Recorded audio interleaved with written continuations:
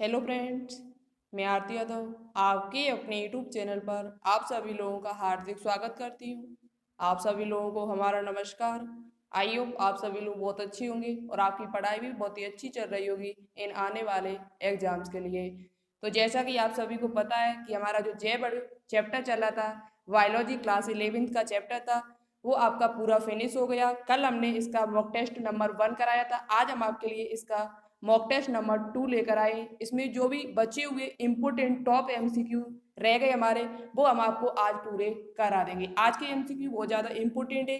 कुछ एमसीक्यू आपके BSc nursing में पूछे हुए, कुछ नीट के क्वेश्चन है जो आपके एग्जाम्स के लिए बहुत ज़्यादा इंपॉर्टेंट है। आप इन एग्जाम्स में किसी भी एग्जाम की तैयारी कर रहे हो 2021 में, यदि जैसे बीएचयू हुआ, सीपी नेट या Saifai paramedical, GSPM Kanpur, RUHS, BSc nursing paramedical, किसी भी एग्जाम की तैयारी कर रहे हो तो ये चैप्टर आपके एग्जाम्स के लिए बहुत ज़्यादा इंपॉर्टेंट है। अभी तक आपने इसकी वीडियो ना देखी हो तो उसकी लिंक हम नीचे डिस्क्रिप्शन में दे देंगे सभी की। आप एक बार उन वीडियो को जरूर देखें। यदि आपने अभी तक मॉक टेस्ट नंबर 1 ना देखा हो तो उसकी भी लिंक आपको नीचे डिस्क्रिप्शन में मिल जाएगी, आप उसको देख सकते हो। ठीक है, तो चलिए बात करते हैं कि आज के क्वेश्चंस कैसे। बहुत ही इंपॉर्टेंट क्वेश्चन है और सबसे पहले हम उन क्वेश्चन का आंसर देंगे जो कल हमने आपको वीडियो में पूछे थे। लास्ट में जाकर कुछ स्टूडेंट ने आंसर भी दिया है, उनके हम नाम भी लेकर आए हुए हैं। तो देखते हैं क्या क्वेश्चन था और कौन कौन स्टूडेंट्स हमारे ऐसे हैं जिन्होंने इसका आंसर दिया हुआ था।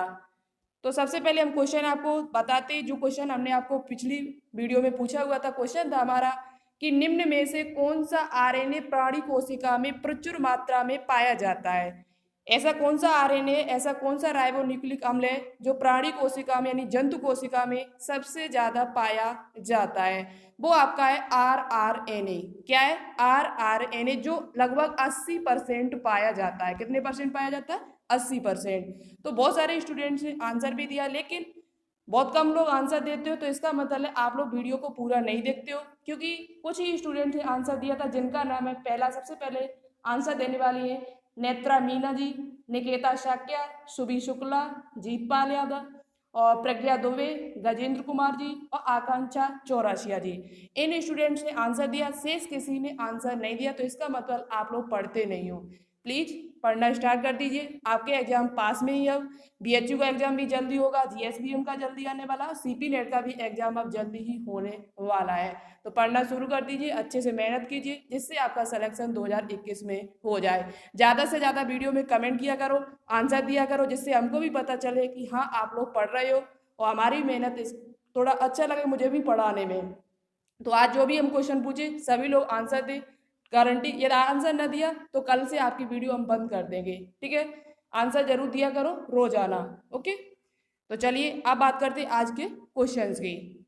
तो आज के क्वेश्चंस यदि आपको अच्छे लगे तो प्लीज़ इस वीडियो को थोड़ा शेयर करें ज़्यादा से ज़्यादा। और जो भी स्टूडेंट्स हमसे न्यू जुड़ रहे हैं वो हमारे चैनल को सब्सक्राइब कर बेल आइकन को प्रेस ऑल को क्लिक कर लें, जिससे हम जो भी इंपॉर्टेंट वीडियो डालें आपके पास तुरंत हमारा नोटिफिकेशन पहुंच जाए। थोड़ा चैनल को सपोर्ट कीजिए। 1000 सब्सक्राइब जैसे ही होंगे तो आपकी लाइव क्लास स्टार्ट हो जाएगी, जिससे आपको बहुत ही अच्छा लगेगा पढ़ने में। तो थोड़ा इतना सपोर्ट कर दीजिए। 500 हो गए, 500 और हो जाए तो आपकी लाइव क्लास बहुत जल्द हम स्टार्ट कर देंगे और लाइव क्लास का मजा और ही कुछ होता है। ठीक है, तो चलिए आज की क्लास को स्टार्ट करते हैं। देखते हैं आज का पहला क्वेश्चन हमारा क्या है। बहुत ही अच्छा क्वेश्चन है, नीट 2017 में पूछा हुआ क्वेश्चन है और आपके एग्जाम्स के लिए भी इम्पोर्टेंट है। पूरा डिटेल से चर्चा करेंगे अच्छी तरीके से। क्वेश्चन है कि एंजाइमों के संदर्भ में कौन सा कथन उचित है। एंजाइमों के संदर्भ में कौन सा कथन उचित है, यानी कि होलो एंजाइम जो होते हैं वो किस किस चीज से मिलकर बने होते हैं। तो आपको पता है कि जो होलो एंजाइम होते हैं वो एपो एंजाइम और कोफैक्टर से मिलकर बने होते हैं। कोफैक्टर मतलब कि सह एंजाइम, कोफैक्टर को सह एंजाइम भी कहा जाता है। तो आपका जो ऑप्शन नंबर जो ए लिखा है वही राइट है। होलो एंजाइम जो होते हैं वो एपो एंजाइम और सह एंजाइम यानी कोफैक्टर से मिलकर बने होते हैं। अब क्या देखो, थोड़ा डिटेल से हम आपको समझा देते हैं और हमने वीडियो में बहुत अच्छी तरीके से आपको बताया हुआ था। एपो एंजाइम का मतलब होता है, होलो एंजाइम का वह भाग जो प्रोटीन वाला भाग है। होलो एंजाइम का जो प्रोटीन वाला भाग होता है होलो एंजाइम का जो प्रोटीन वाला भाग होता है उसे हम क्या कहते हैं, एपो एंजाइम कहते हैं। क्या कहते हैं, एपो एंजाइम। और जो बिना प्रोटीन वाला भाग उससे जुड़ा हुआ होता है उसे हम सह एंजाइम या कोफैक्टर कहते हैं। सह एंजाइम क्या होते हैं, कितने प्रकार के होते हैं, पूरे डिटेल से हमने आपको वीडियो में बताया हुआ है। प्लीज आप एक बार वीडियो देखिएगा यदि आपने नहीं देखी है, बहुत ही इंपॉर्टेंट है आपके एग्जाम्स के लिए। ठीक है, तो होलो एंजाइम क्या है, होलो एंजाइम किससे मिलकर बने होते हैं यदि आपसे पूछा जाए तो होलो एंजाइम जो होते हैं वो एपो एंजाइम और सह एंजाइम से मिलकर बने होते हैं। होलो एंजाइम का जो प्रोटीन वाला भाग होता है उसे एपो एंजाइम कहते हैं, और होलो एंजाइम का जो बिना प्रोटीन वाला नॉन प्रोटीन वाला जो भाग होता है उसे हम सह एंजाइम कहते हैं। इसलिए ऑप्शन नंबर जो ए होगा वो इस क्वेश्चन का राइट आंसर होगा। बहुत ही अच्छा क्वेश्चन है, याद करना अच्छी तरीके से। और आज के क्वेश्चन रियल में बहुत अच्छे हैं, बीएससी नर्सिंग में पूछे हुए क्वेश्चन है कुछ आपके, जो आपके एग्जाम्स के लिए बहुत ज़्यादा इंपॉर्टेंट भी है। तो वीडियो को पूरा लगातार देखना, और जो भी क्वेश्चंस आपको न्यू लगे उसे नोटबुक पे नोट डाउन करते हुए चलना है। ठीक है, दूसरा क्वेश्चन है, निम्न में से कौन सा एक गैर प्रोटीन वाला एंजाइम है। ऐसा कौन सा एंजाइम है जिसमें प्रोटीन नहीं पाई जाती है। तो हमने आपको वीडियो में बताया हुआ था, लाइगेज आपका है नहीं, लाइसोजाइम है नहीं, डीऑक्सीराइबो न्यूक्लियेज नहीं है, उसके बाद बचा हुआ हमारा क्या है, राइबोजाइम। राइबोजाइम एक ऐसा एंजाइम है जो प्रोटीन की तरह कार्य तो करता है लेकिन वह प्रोटीन का बना हुआ नहीं होता है। किसका नहीं बना होता है, प्रोटीन का नहीं बना होता, बल्कि वह किसका बना होता है, आरएनए का बना हुआ होता है। किसका बना होता है, आरएनए का बना हुआ एक एंजाइम होता है जो प्रोटीन किसकी तरह कार्य करता है, एंजाइम की तरह कार्य करता है, लेकिन वो प्रोटीन का बना नहीं होता है।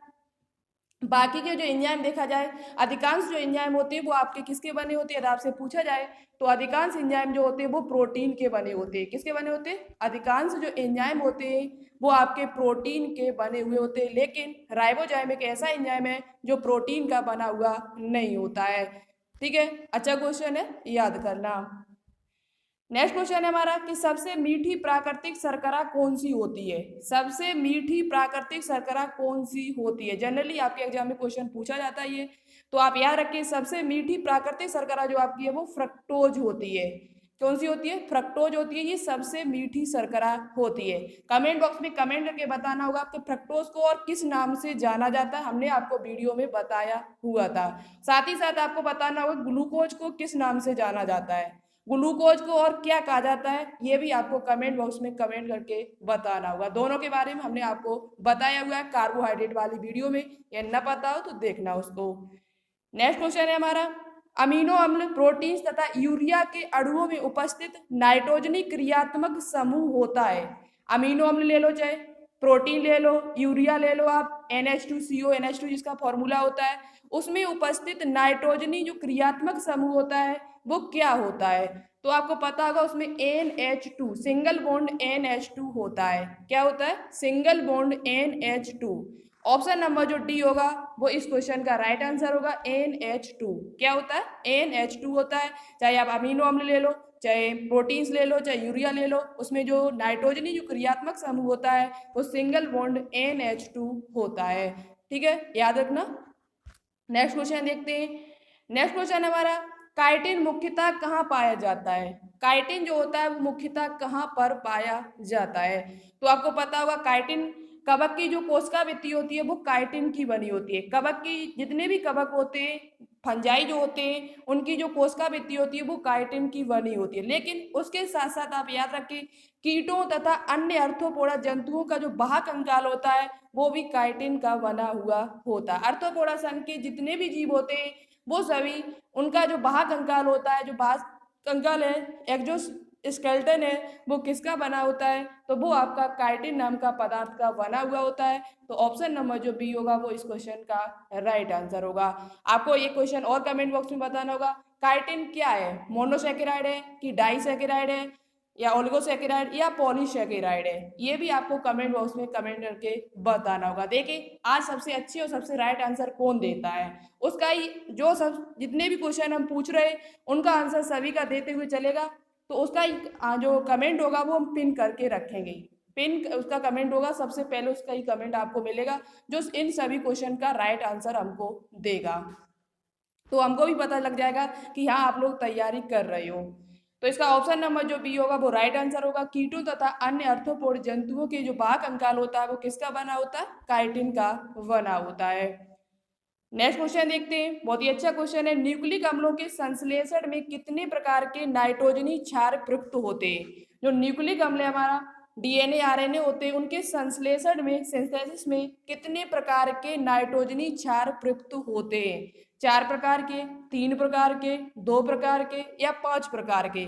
तो आप याद रखिए कितने प्रकार के होते हैं, तो वो आपके 5 प्रकार के होते हैं। कितने प्रकार के होते हैं? 5 प्रकार के। कौन कौन से होते हैं? एडेनिन, ग्वानिन, साइटोसिन, थाइमिन और यूरेसिल। ये 5 प्रकार के आपके नाइट्रोजनी क्षार होते हैं जो न्यूक्लिक अम्लों के संश्लेषण में सहायक होते हैं। तो कितने प्रकार के होते हैं याद कर लें अच्छी तरीके से, 5 प्रकार के होते हैं। तो कौन सा ऑप्शन ठीक है? ऑप्शन नंबर जो डी होगा वो इस क्वेश्चन का राइट आंसर होगा। ठीक है, नेक्स्ट क्वेश्चन देखते हैं। इनमें से कौन सा पदार्थ नाइट्रोजनी क्षार नहीं है? इनमें से कौन सा पदार्थ नाइट्रोजनी क्षार नहीं है? Uracil, adenine, tubulin, thymine. तो देखो एडेनिन भी है आपका, थाइमिन भी है, यूरेसिल भी है, लेकिन आपका ट्यूबुलिन है वो एक प्रकार का नाइट्रोजनी क्षार नहीं है, बल्कि ये एक प्रकार की क्या है? प्रोटीन है। क्या है? ये एक प्रकार की प्रोटीन है। कौन? ट्यूबुलिन। जो ट्यूबुलिन होती है वो एक प्रकार की प्रोटीन होती है। तो ऑप्शन नंबर जो सी होगा वो इस क्वेश्चन का राइट आंसर होगा। अब आपको कमेंट बॉक्स में कमेंट करके बताना होगा कि ट्यूबुलिन कहाँ पर पाई जाती है। ट्यूबुलिन जो प्रोटीन है वो कहाँ पर पाई जाती है, किस जगह के किन जीवों में पाई जाती है, ये आपको कमेंट बॉक्स में कमेंट करके बताना। जो भी क्वेश्चन पूछे उसे नोटबुक में नोट डाउन करते हुए चलना और सभी के क्वेश्चन के आंसर आपको देने होंगे आज। ठीक है, तभी हम नेक्स्ट चैप्टर आपका स्टार्ट करेंगे। ये चैप्टर आपका फिनिश हो गया, नेक्स्ट चैप्टर हम तभी स्टार्ट करेंगे जब आप इनका आंसर मुझे अच्छे से दोगे तो। ठीक है, तो क्या है? ये जो ट्यूबुलिन है वो एक प्रकार का नाइट्रोजनी क्षार है। नाइट्रोजनी क्षार नहीं है बल्कि एक प्रकार की क्या है? प्रोटीन है आपकी। ठीक है, देखते हैं नेक्स्ट क्वेश्चन क्या है। तो उसका ऑप्शन नंबर जो सी होगा वो राइट आंसर होगा। इनमें से कौन सी प्रोटीन के अणु तंतुवत होते हैं, यानी कि फाइब्रस होते हैं? कौन सी ऐसी कौन सी प्रोटीन है जिनके अणु कैसे होते हैं? तंतुवत होते हैं, फाइब्रस होते हैं, रेशेनुमा होते हैं, तंतु जैसे होते हैं। मायोसिन है, फाइब्रोनोजिन है, इलास्टिन है या इन सब के? तो याद रखिए मायोसिन आपकी पेशियों में पाई जाती है, ये आपके प्लाज्मा के अंदर, शरीर के अंदर पाई जाती है। ये तीनों ही जो प्रोटीन है वो तंतुवत होती है। तो ऑप्शन नंबर जो डी होगा वो इस क्वेश्चन का राइट आंसर होगा। मायोसिन, फाइब्रोनोजिन, इलास्टिन और ये तीनों प्रोटीन जो आपकी वो किस प्रकार की होती है? उनकी जो अणु की संरचना होती है वो कैसी होती है? तंतुवत होती है, तंतु जैसी होती है, रेसे जैसी होती है। तो ऑप्शन नंबर जो डी होगा वो इस क्वेश्चन का राइट आंसर होगा। अच्छे से याद कर ले, पूछा जाता है कि फाइब्रोनोजिन कैसी प्रोटीन है, तो आपको बताना होगा ये तंतुबद्ध प्रोटीन है, तंतु जैसी इसकी संरचना होती है, रेसे जैसी इसकी संरचना होती है। ठीक है, नेक्स्ट क्वेश्चन देखते हैं। नेक्स्ट क्वेश्चन है कि इनमें से कौन सी प्रोटीन के अणु गोलाकार होते हैं? इनमें से कौन सी प्रोटीन के अणु जो है वो गोलाकार होते हैं? स्टोन के, ग्लूटे ग्लूटेटेलिन के, ग्लोबिन के या इन सब के? तो याद रखिए स्टोन प्रोटीन चाहे आपकी हो, चाहे ग्लोबिन हो, चाहे ग्लूटेटेलिन हो, या ये इन सब के जो अणु होते हैं वो गोलाकार होते हैं। कैसे होते हैं? गोलाकार होते हैं। तो ऑप्शन नंबर जो डी होगा वो इस क्वेश्चन का राइट आंसर होगा। Stone protein, gluten protein, globin protein, इन सभी के जो अणु होते हैं वो किस प्रकार होते हैं? इनकी संरचना जो होती है वो गोलाकार होती है। ठीक है, नेक्स्ट क्वेश्चन देखते हैं। आगे देखिए क्वेश्चन क्या है हमारा। इनमें से कौन सा पदार्थ पिरिमिडीन नाइट्रोजनी क्षार नहीं है? इनमें से कौन सा पदार्थ ऐसा है जो पिरिमिडीन नाइट्रोजनी क्षार नहीं है, यानी कि वो पिरिमिडीन में नहीं आता बल्कि वो प्यूरिन से आता है? Cytosine, thymine, adenine, uracil. अब आपको बताना होगा कि इनमें से कौन सा पदार्थ ऐसा है जो पिरिमिडीन नाइट्रोजनी क्षार में नहीं आता है। तो देखते हैं इसका आंसर क्या होगा। तो देखिएगा हमने आपको जब ये बताया था पिरिमिडीन और प्यूरिन के बारे में तो एक बहुत अच्छी ट्रिक्स बताई थी, एक बहुत अच्छी हमने आपको ट्रिक्स बताई थी, उसके माध्यम से आप याद भी कर सकते हो। बहुत अच्छी ट्रिक है वो, देखो हम दोबारा उसे रिवाइज कर रहे हैं जिसे आप अच्छे से याद कर लेना। ठीक है, तो हमने आपको बताया था जब प्यूरिन बताए थे, प्यूरिन में आपका क्या क्या आता है? तो प्यूरिन में हमने बताया था ए जी आपसे प्यार हो गया, ए जी आपसे प्यार हो गया। तो ए का मतलब क्या है? एडेनिन। ए का मतलब क्या है? एडेनिन। और जी का मतलब क्या है? ग्वानिन। एडेनिन और ग्वानिन जो होते हैं ये दोनों जो होते हैं वो किस में आते हैं? प्यूरिन में आते हैं। किस में आते हैं? प्यूरिन में आते हैं। शेष हमारे जो 3 बचे हुए क्योंकि 5 प्रकार के होते हैं तो 3 जो हमारे साइटोसिन, थाइमिन और यूरेसिल, थाइमिन, यूरेसिल और आपका साइटोसिन, ये जो तीनों जो है वो आपके पिरिमिडीन में आते हैं। तो आपको याद पता चल गया हो यहाँ से कि ए और जी होते हैं वो किस में आते हैं, प्यूरिन में आते हैं, यानी एडेनिन और ग्वानिन जो होता है वो किस में आता है, एडेनिन में, यानी प्यूरिन नाइट्रोजनी क्षार है।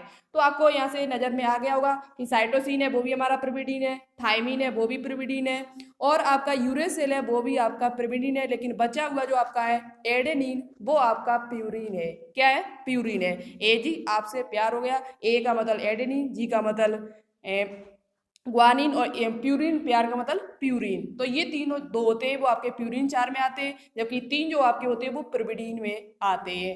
तो कौन सा ऑप्शन ठीक होगा, ऑप्शन नंबर जो बी होगा वो इस क्वेश्चन का राइट आंसर होगा। और इसी ट्रिक से आप याद कर ले, क्योंकि इनमें देखते ही कंफ्यूज हो जाते हैं। तो हमने जो ट्रिक्स आपको बताई उसे अच्छे से याद कर लेना, शायद याद भी हो गई होगी, बहुत ही अच्छी ट्रिक है। नेक्स्ट क्वेश्चन देखते हैं। नेक्स्ट क्वेश्चन है, आप जितने भी क्वेश्चन है आपके बीएससी नर्सिंग में पूछे हुए क्वेश्चन है, जितने भी आप क्वेश्चन है वो सभी बीएससी नर्सिंग में पूछे हुए क्वेश्चन है और इम्पोर्टेंट क्वेश्चन है आपके एग्जाम्स के लिए। क्वेश्चन है कि हीमोग्लोबिन तथा विटामिन बी12 में उपस्थित धातु परमाणु क्रमशः है। हीमोग्लोबिन तथा विटामिन बी12 में उपस्थित धातु परमाणु क्रमशः है। आपको विटामिन पढ़ाना हो जाएगा, हम किसी दिन पूरा विटामिन के वाला जो टॉपिक है वो हम आपको फिनिश करा देंगे। जो भी पॉइंट उससे पूछे जाते हैं वो हम आपको किसी दिन बता देंगे अच्छी तरीके से। जिस दिन आप बताना उसी दिन हम आपको बता देंगे, नहीं तो कमेंट बॉक्स में कमेंट करके ज़्यादा से ज़्यादा करना, तो हम शायद कल ही आपको विटामिन का टॉपिक करा दें। इंपॉर्टेंट है आपके एग्जाम्स के लिए, ठीक है। तो कमेंट बॉक्स में कमेंट करके बताना कि नेक्स्ट टॉपिक आपको विटामिन पढ़ना है या कुछ और पढ़ना है, ओके। तो हीमोग्लोबिन तथा विटामिन बी12 में उपस्थित धातु परमाणु क्रमशः है। तो देखो निकिल कोबाल्ट होता नहीं, आयरन निकिल। देखो यहाँ पे क्वेश्चन बहुत इंपॉर्टेंट है, ध्यान से समझना हमारी बात को सभी लोग। हीमोग्लोबिन में आपको पता है आयरन पाया जाता है, हीमोग्लोबिन में जो धातु पाई जाती है वो आपकी क्या पाई जाती है, आयरन पाया जाता है। एफ ई, हीमोग्लोबिन में क्या पाया जाता है, एफ ई पाया जाता है, जो ऑक्सीजन का परिवहन करने में सहायक होता है, एफ ई पाया जाता है। विटामिन बी12 में क्या पाया जाता है, कोबाल्ट पाया जाता है, सीओ।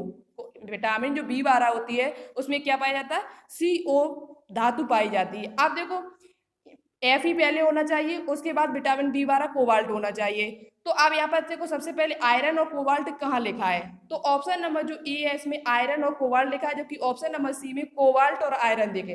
अंतर देखना कितना कम है। यदि आपने कोबाल्ट और आयरन को टिक कर दिया तो समझना ये आपका क्वेश्चन गलत हो जाएगा, क्योंकि हीमोग्लोबिन मुझे पहले दिया हुआ है, हीमोग्लोबिन है वो हमको पहले दिया हुआ है, तो इसलिए मुझे आयरन को पहले टिक करना, उसके बाद कोबाल्ट लगाना है। तो ऑप्शन नंबर जो ए होगा वो इस क्वेश्चन का राइट आंसर होगा। हीमोग्लोबिन में आयरन पाया जाता है, जबकि विटामिन बी12 में कोबाल्ट पाया जाता है।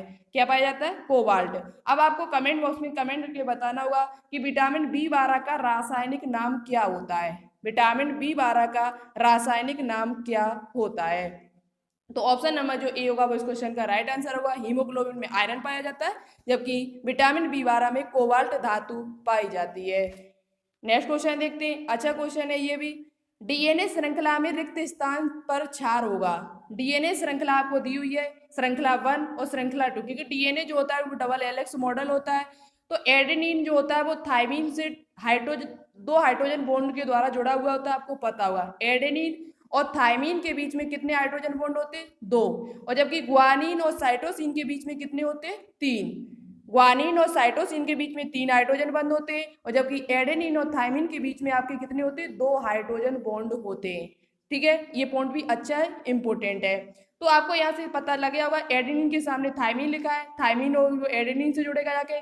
तो ग्वानिन जो आपकी होगी वो किससे जुड़ेगा, साइटोसिन से जुड़ेगा। किससे जुड़ेगा, ग्वानिन जो होगा वो 3 हाइड्रोजन बंध के द्वारा साइटोसिन से जुड़ेगा। तो इसमें ऑप्शन नंबर जो सी होगा वो इस क्वेश्चन का राइट आंसर होगा, साइटोसिन। क्या होगा, साइटोसिन। और एडेनिन है वो किससे जुड़ेगा, थाइमिन से 2 हाइड्रोजन बॉन्ड के द्वारा। तो ऑप्शन नंबर जो सी होगा वो इस क्वेश्चन का राइट आंसर होगा। अच्छा क्वेश्चन है, ये पॉइंट आपके एग्जाम्स के लिए बहुत ज्यादा इंपॉर्टेंट है, पूछा भी जाता है कि एडेनिन और थाइमिन के बीच में कितने हाइड्रोजन बॉन्ड होते हैं और ग्वानिन और साइटोसिन के बीच में कितने हाइड्रोजन बॉन्ड पाए जाते हैं। तो आपको पता लग गया होगा। तो कौन सा ऑप्शन ठीक है, ऑप्शन नंबर जो सी होगा वो इस क्वेश्चन का राइट आंसर होगा। नेक्स्ट क्वेश्चन है हमारा कि निम्नलिखित में से कौन सा आवश्यक अमीनो अम्ल नहीं है। ये क्वेश्चन आपके एग्जाम्स के लिए इंपॉर्टेंट है। हमने आवश्यक अमीनो अम्ल के बारे में आपको वीडियो में बताया होता है, प्रोटीन वाली वीडियो जो हमारी डली हुई है उसमें हमने आपको बताया था कि जो अमीनो अम्ल होते हैं वो 2 प्रकार के होते हैं। आवश्यक अमीनो अम्ल जिसे हम अनिवार्य अमीनो अम्ल कहते हैं और एक होते हैं अनअनिवार्य, इन्हें अनावश्यक अमीनो अम्ल कहते हैं। तो अमीनो अम्ल आपके वैसे 20 प्रकार के होते हैं, उनको 2 भागों में बांटा गया था, आवश्यक अमीनो अम्ल और अनावश्यक अमीनो अम्ल। अभी हम आपको 20 के नाम एक बार और दिखा देंगे जिससे आप लोग याद कर ले, बहुत ही इंपॉर्टेंट है और आपको सभी अमीनो अम्ल के नाम पता होने चाहिए क्योंकि आपके एग्जाम में क्वेश्चन पूछा जाता है और ये बीएससी नर्सिंग में पूछा हुआ क्वेश्चन भी है। ठीक है, तो निम्नलिखित में से कौन सा आवश्यक अमीनो अम्ल नहीं है? इनमें से आपको बताना होगा कौन सा आवश्यक अमीनो अम्ल नहीं है, यानी कि वो अनावश्यक है। कैसा है? अनावश्यक है। अनावश्यक जो होते हैं वो हमें किससे प्राप्त होते हैं? पादपों से प्राप्त होते हैं। जो अनावश्यक होते हैं वो हमें अपने शरीर से प्राप्त होते हैं, जो आवश्यक होते हैं वो हमें पादपों से प्राप्त होते हैं। एक बात पॉइंट याद कर ले, पूछा जाता है ये कि आवश्यक अमीनो अम्ल हमें किससे प्राप्त होते हैं, तो ये पादपों से प्राप्त होते हैं। जो अनावश्यक होते हैं वो हमारे शरीर में ही बनते हैं, हमारे कहाँ बनते हैं? शरीर में बनते हैं। और जो आवश्यक होते हैं वो पादपों से हमें भोजन के रूप में प्राप्त हो जाते हैं। तो ये पूरी पॉइंट आप लोग अच्छे से याद कर लेना। तो यहाँ पे जो बेलिन बेलिन है ये भी आवश्यक है, लाइसिन है ये भी आवश्यक है, ल्यूसीन जो होता है वो भी आवश्यक है, लेकिन एलानिन जो होता है ये अनावश्यक अमीनो अम्ल होता है। ऑप्शन नंबर जो डी होगा वो इस क्वेश्चन का राइट आंसर होगा। अनावश्यक अमीनो अम्ल में से कौन सा है? तो आपका एलानिन है। देखो अभी हम आपको लेकर आए हैं पीडीएफ, उसमें हम आपको दिखाएंगे। ठीक है, तो देखिएगा ये देखो जो अनिवार्य अमीनो अम्ल जो इनकी जिन्हें आवश्यक अमीनो अम्ल कहते हैं और जो अनअनिवार्य जिन्हें हम अनावश्यक अमीनो अम्ल कहते हैं, अम्ल कहते हैं, वो आपके ये 10 आपके ये होते हैं आवश्यक और 10 होते हैं वो अनावश्यक होते हैं। तो ये देखो आपको पहले नंबर पर ही दिखाई दे रहा होगा एलेनिन। एलेनिन जो होता है वो आपका अनावश्यक अमीनो अम्ल होता है, तभी वहां पर ऑप्शन नंबर जो डी होगा वो राइट आंसर होता है। इसका सूत्र जो होता है वो ALA होता है। तो आप इनके सूत्र प्लस इनके नाम अच्छे से याद कर लें क्योंकि एक दो बार रिवाइज करोगे आपको याद हो जाएंगे, जैसे arginine, histidine, isoleucine, leucine, lysine, methionine. Methionine तो बहुत ही इंपॉर्टेंट है, इसे तो आप लोग अच्छे से याद कर लेना। पूछा जाता है मिथियोनिन कैसा अमीनो अम्ल है, तो आप बता सकते हो मिथियोनिन जो है आपका वो कैसा है? आवश्यक अमीनो अम्ल है। कैसा है? आवश्यक अमीनो अम्ल है और इसे MET इसका सूत्र भी होता है। उसके बाद आपका क्या है? फेनेलेनिन है, थ्रियोनिन है, ट्रिप्टोफेन है, बेलिन है। उसके बाद ये आपके आवश्यक है और ये आपके alanine, asparagine, aspartate, cysteine, glutamic, glutamine, glycine, proline, serine और टायरोसिन, ये सभी आपके अनावश्यक होते हैं जो आपको किससे प्राप्त होते हैं? जो आपके शरीर से आपको प्राप्त होते हैं, जबकि आवश्यक वाले जो होते हैं वो आपको पादपों से भोजन के रूप में प्राप्त होते हैं। तो इन सभी के नाम अच्छे से याद कर लेना। ठीक है, तो आपको क्लियर हो चुका होगा कि आवश्यक कौन से होते हैं और अनावश्यक कौन होते हैं। अब बचे हुए क्वेश्चन है वो अभी हम आपको और करा देते हैं।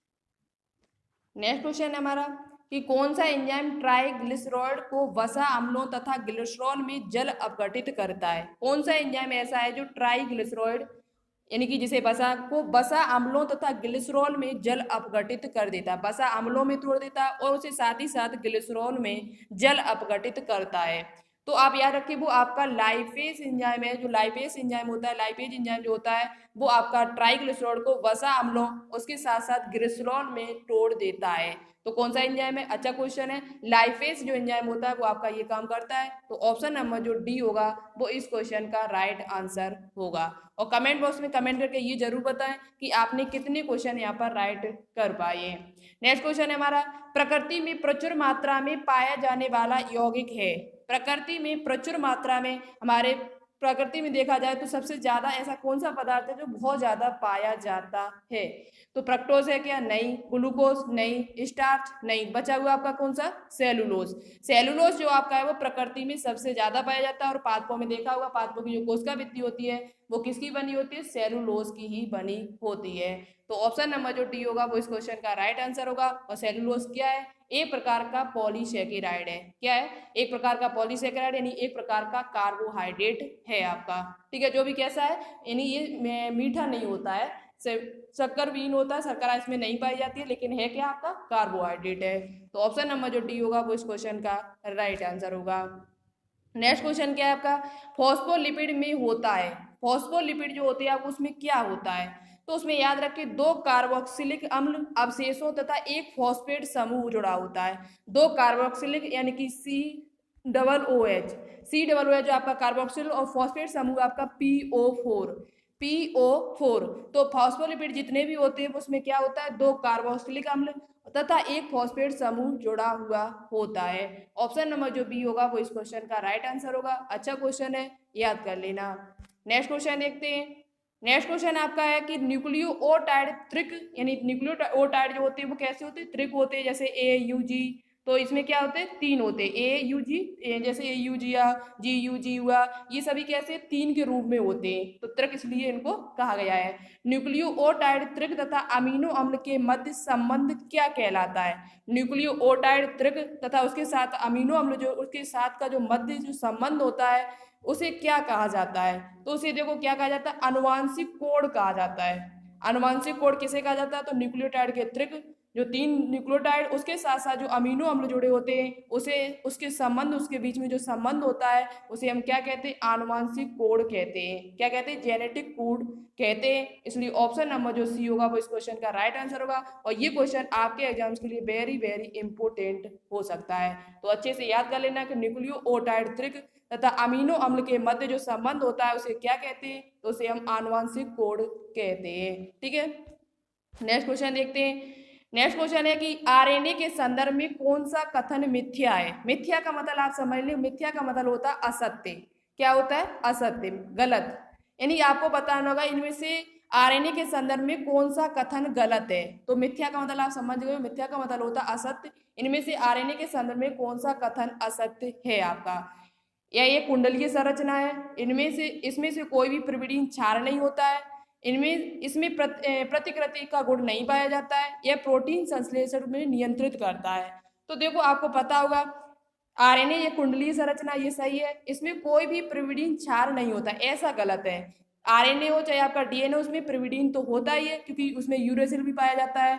तो प्रिविडीन तो वो है ही पहले से, और उसमें थाइमिन भी हो, थाइमिन की जगह पर यूरेसिल होता है आपका, और साइटोसिन भी पाया जाता है। तो प्रिविडीन तो होते ही, और साइटोसिन आपके और जो यूरेसिल है वो आपके क्या है, एक प्रकार के प्रिविडीन क्षार हैं। तो ये पॉइंट आपका ये जो गलत यहाँ पर नहीं दे रहा है वही आपका सही है। ऑप्शन नंबर जो बी होगा वो राइट आंसर होगा। ऐसा ही गलत है, इसमें प्रिविडीन होता है, यहाँ पर नहीं लिखा है लेकिन यहाँ पर होता है। इसमें प्रतिकृति का गुण नहीं पाया जाता है, ये भी सही है। यह प्रोटीन संश्लेषण को नियंत्रित करता है, तो ये भी सही है। लेकिन ऑप्शन नंबर जो बी होगा वो इसका राइट आंसर होगा। इसमें कोई भी प्रिविडीन क्षार नहीं होता, तो ऐसा नहीं है, होता है। ठीक है, तो ऑप्शन नंबर जो बी होगा वो इस क्वेश्चन का राइट आंसर होगा। नेक्स्ट क्वेश्चन है, आरएनए में निम्नलिखित में से कौन सा क्षार नहीं पाया जाता है। आरएनए में निम्नलिखित में से कौन सा क्षार नहीं पाया जाता। ये क्वेश्चन आपके एग्जाम्स के लिए इंपॉर्टेंट भी है और कई तरीके से घुमा घुमा के पूछा भी जाता है। तो हमने कल भी शायद से इस तरीके का क्वेश्चन कराया, तो आज भी हम आपको करा रहे हैं क्योंकि ये क्वेश्चन घुमाऊ होता है और कई बार आपसे पूछा भी जाता है घुमा घुमा के। तो क्वेश्चन है हमारा कि आरएनए में निम्नलिखित में से कौन सा क्षार नहीं पाया जाता है। तो आपका वो थाइमिन जो होता है वो आपका नहीं पाया जाता, क्योंकि थाइमिन की जगह पर आपका क्या पाया जाता है, यूरेसिल पाया जाता है। तो ग्वानिन भी होता है, एडेनिन भी होता है, यूरेसिल भी होता है, लेकिन थाइमिन आपका नहीं पाया जाता है। किसमें, आरएनए में। राइबोन्यूक्लिक जो अम्ल होता है उसमें थाइमिन की जगह पर यूरेसिल पाया जाता है। ठीक है, नेक्स्ट क्वेश्चन आपकी वही है। तो देखो ये क्वेश्चन हमने आपको कराए पूरे कंप्लीट, जितने भी इंपॉर्टेंट क्वेश्चन थे हमने आपको करा दिए। और जो बचे हुए क्वेश्चन है आप हमको मिलेंगे, जो भी प्रीवियस ईयर या कोई भी क्वेश्चन हमको आगे मिलेंगे तो हम आपको प्रैक्टिस सेट में आगे करा देंगे एग्जाम टाइम आपके। ठीक है, तो जयवर्ड वाला जो चैप्टर हुआ उनका सारा फिनिश हुआ। और यदि आपको विटामिन की वीडियो चाहिए तो कमेंट बॉक्स में कमेंट करके हमको बताना। और आज के क्वेश्चंस आपको कैसे लगे ये भी कमेंट बॉक्स में कमेंट करके बताना। और जो भी क्वेश्चंस हमने आपको पूछे हुए उन सभी का आंसर कमेंट बॉक्स में देना। जो भी सबसे अच्छा सबसे राइट आंसर और सभी का आंसर देगा उसका कल हम आपका जो कमेंट होगा वो पिन करके रखेंगे। ठीक है, तो वीडियो कैसी लगी, और आशा करती हूँ आज की वीडियो आपको अच्छी लगी हो, क्वेश्चन बहुत अच्छे लगे हुए। तो प्लीज़ इस वीडियो को ज़्यादा से ज़्यादा शेयर करें अपने दोस्तों के साथ, जिससे इस चैनल को और भी सपोर्ट मिले और चैनल ये थोड़ा ग्रो करे और आपकी लाइव क्लास बहुत जल्दी चलने लगे। तो ठीक है, मिलते हैं नेक्स्ट वीडियो में, तब तक के लिए वेट करना। आई होप आप सभी लोग बहुत अच्छे होंगे और आपकी तैयारी भी बहुत ही अच्छी चल रही होगी हमारे हिसाब से। तो चलिए ठीक है, तो okay, thanks for watching this video. जय हिंद, वंदे मातरम।